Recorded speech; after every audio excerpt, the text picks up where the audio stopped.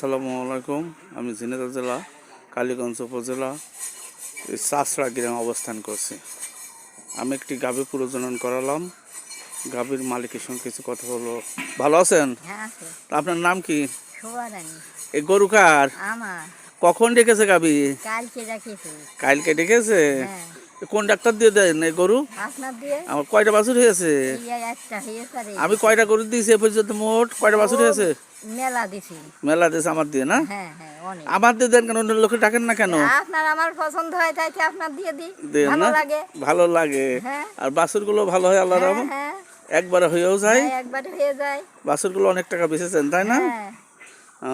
ভালো লাগে তাই আপনার দিয়ে দিই। আর প্রিয় ভিউয়ার্স দেখেন, এই গাভীটি প্রজনন করালাম 211 এইচএফ ব্যারাকের সিমেন্ট দিয়ে প্রজনন করালাম। এই গাভীটার কয়টা বাচ্চা হয়েছে? একটা বাচ্চা হয়েছে। এর আগেও আমি এই গাভীটি প্রজনন করাইলাম, একটা বাচ্চা হয়েছে এবং এই গাভীটিও আমার হাতেরই বাচ্চা। প্রিয় ভিউয়ার্স, আমি সকল ভাই বোনদের বলবো প্রত্যেকে একটি করে বাড়িতে গাভী পুষবেন।